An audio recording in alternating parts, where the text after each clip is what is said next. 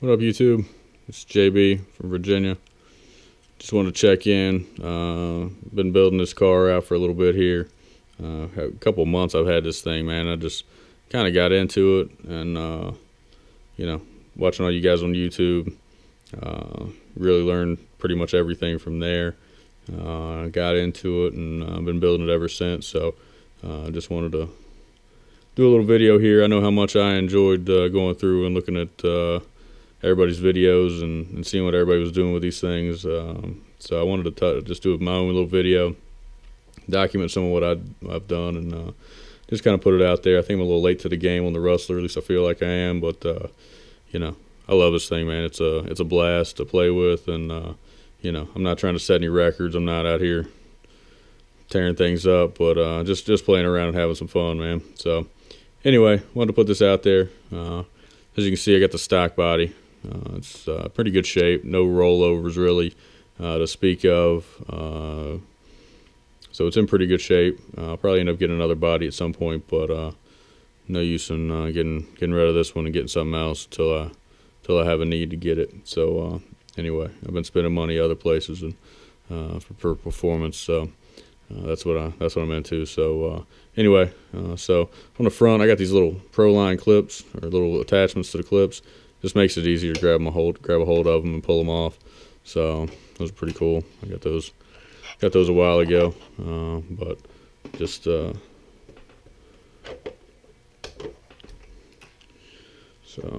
underneath the hood I got on the front. We'll start with the front. So I went with the STRC shock mount, and I like this unit. It's solid. You guys on some of the forums were saying do the aluminum in the front and RPM in the rear, so that's what I ended up doing. Which you can see I did STRC. It's that gunmetal color, and they've actually got quite a few mounts, different places you can mount that shock. So that's a pretty cool piece. The front bulkhead, STRC as well. I think that was one of the first things I did was order that, so I didn't tear that up right off the bat. Again, I think I like working on this thing as much as I do actually driving it. But obviously it's fun driving, but I enjoy sitting down here and working on it, kind of getting some time, some garage time, I guess. So anyway, RPM front bumper. A lot of guys were mounting them upside down. What I did is I took a hairdryer and just heated it up along the bend here, and just worked it down, kind of bent it in place. You can see it's pretty chewed up. To be honest with you, a lot of that came a couple weekends ago. My dad was out, and Dad's the one who got us into cars and motorcycles and everything else speed related. So he was driving it, and he was having a blast at about 45 miles an hour when he hit the curb. So he tore it up a little bit on the front. To be honest with you, I thought it was going to be way worse than it was. I've got Lunsford Racing titanium pins, and this is what happened to the Lunsford Racing pin when Dad hit it at 45 miles an hour, and that's titanium. So it took a pretty good shot. The RPM stuff held up really well. I took it all apart, checked it all out, no issues. So I've got the RPM, everything pretty much on the front end as far as that goes. Got the A-arms, the caster blocks, the bearing carriers. All that's RPM, and yeah, everything was good. No issues with that stuff tearing up when you hit that curb, which was surprising, but. So that held up good. So I said I did the Lunsford Racing pins. I also did the Lunsford Racing titanium turnbuckles. So all those held up really well. Really impressed with their products. Once I bent that kingpin, I shot them an email, and I think I replaced the kingpins for a couple bucks and a few more bucks shipping. So that was cool. They got the little E-clips on them, which I hate E-clips, but to be honest, they're pretty strong pins and pretty solid pieces. So I went with that. I know a lot of this stuff I spent money on that I didn't necessarily have to, but I wanted to. So I don't know. That's what it is. So also got the Proline Shocks on the front. Good little units. I like those a lot. They look fantastic, and but they perform really well. So up front, I got a little softer than I do in the rear. You know, just that was the setup I went with, and they do a really good job. So I've got them lowered down a little bit. I use the fuel line method. I looked at trying to do some washers or some little spacers in there, but Losi Racing had some of those, and there weren't enough of them in a pack to get it as low as I needed to go. If you were doing minor adjustments, those Losi makes those, and they're pretty good if you were just looking for small little adjustments. But for mine, I needed the fuel line, so I did that. Also got the RPM body mount right here. That's pretty cool. Also did the 17mm hub adapters so I could run these XO1 wheels. Had Proline Prime tires on there, and about 45 miles an hour, man, they'd balloon up, and that thing would get out of control. So I think the fastest I've had it right now is like 57.8. Okay, I know I had it up to 57.8 because that's what my Garmin told me. But so I'm not breaking any records, guys. I'm just having some fun and playing around with this thing and seeing what I can do, and trying to share along the way, just because I enjoy this thing so much. So as of last night, I got my Mamba Max Pro from Castle Creations on here. I got that set up. It's the short course truck edition. So great little unit, small little ESC with a fan already built into it. Only thing I had to do with that was solder on the Traxxas connector. So soldered that on the other day, and you know, I'm pretty terrible when it comes to doing any kind of soldering, and I actually did that first try, banged them both out. I was done in 5 minutes. It was fantastic. So that was cool.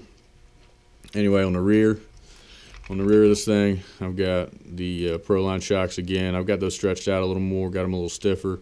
I'm running a pretty heavyweight shock oil in it too, just because, especially now with this heavier setup I've got back here, I wanted to make sure that it wasn't squatting too much in the rear. And when I took it out this morning and played with it after I got it dialed in, you know, honestly, it didn't seem to handle much different than the Millennium system.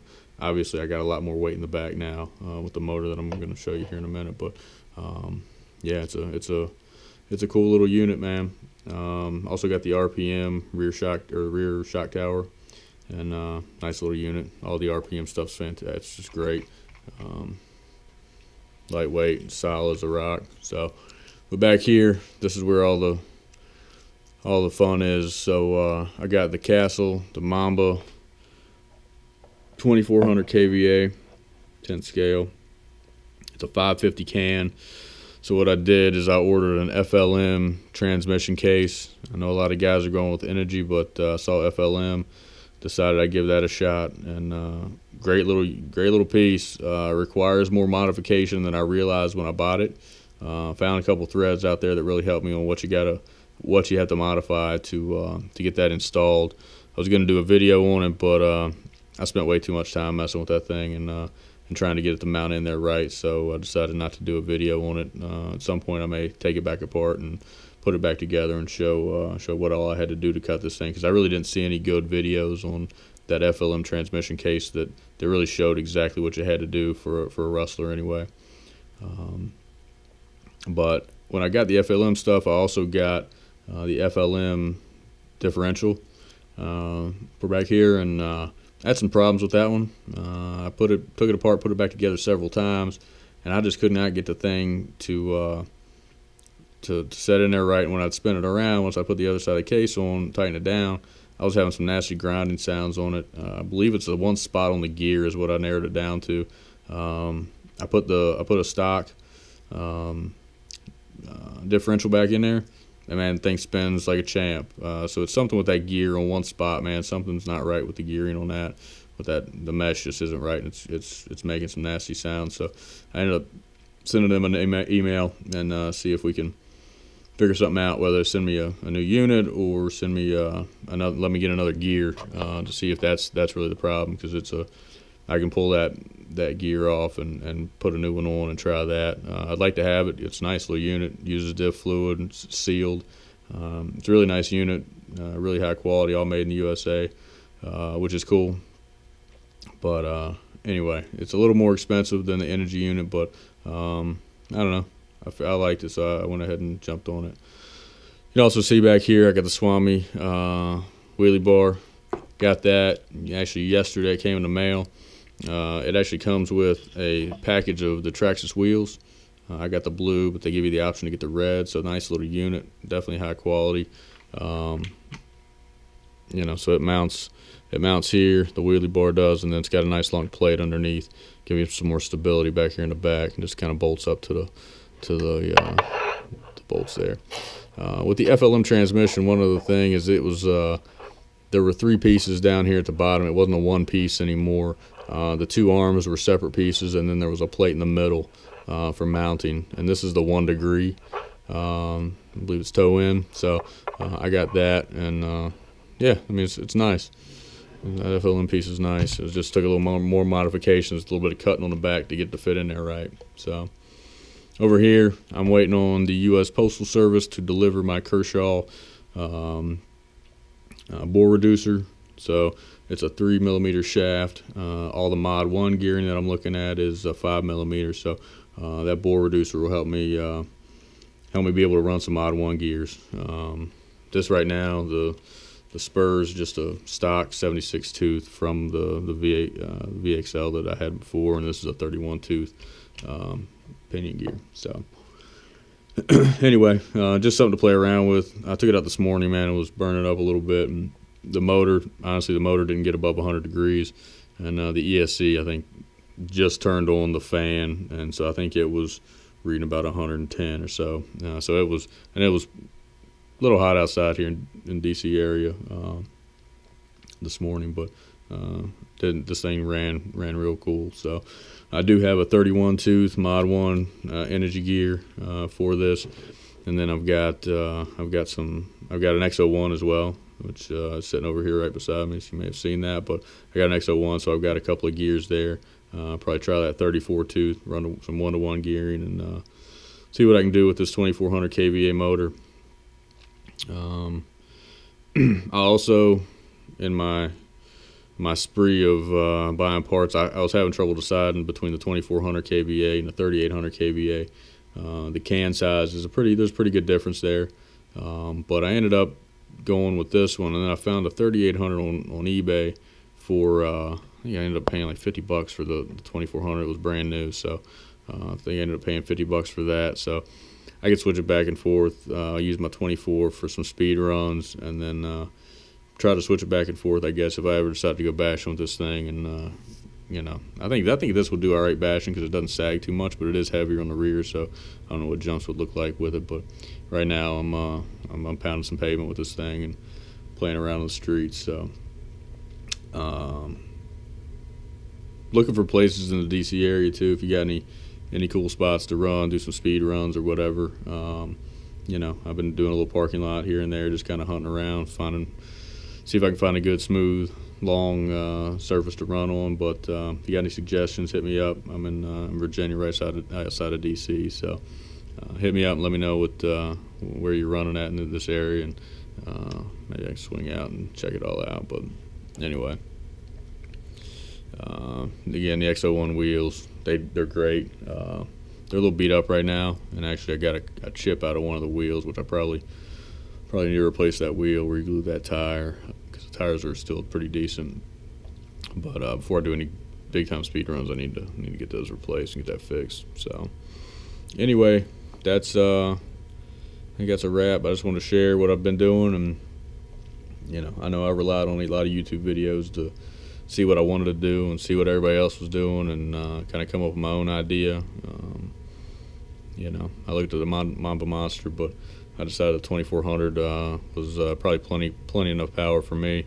And if you can gear it right and mess with speed runs, you can hit some speeds too. So anyway, I also got the big boy over here, the X01, which is a unbelievable car. The engineering on this thing is just phenomenal. Haven't done a whole lot to it. I did put a sway bar kit in it, but that's really the only aftermarket thing they sell. Besides, I think a couple people sell some gearing for it, but I don't know. It's fun. It's definitely fun, but definitely a parking lot.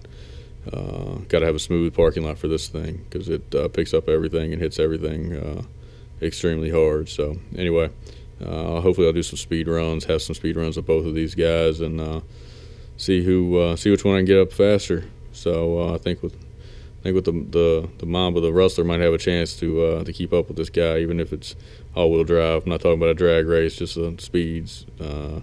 See what the Garmin says. But anyway, appreciate it, YouTube. We'll catch you later. Hopefully we'll catch some speed runs here shortly. See ya.